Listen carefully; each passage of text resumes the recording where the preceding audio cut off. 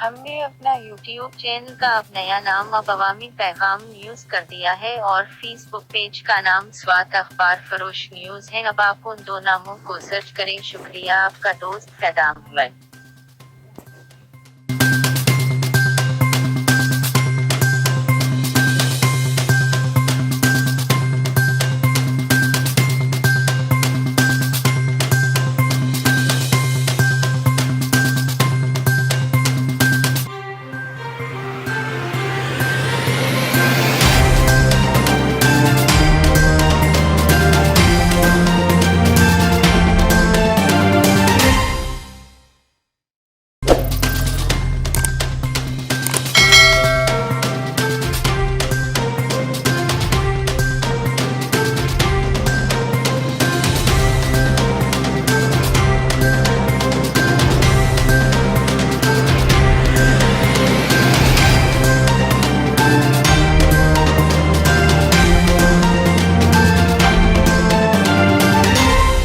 अवामी पैगाम news YouTube channel.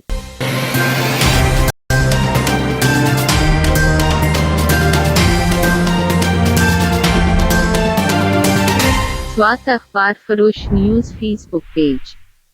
हम सब की आवाज।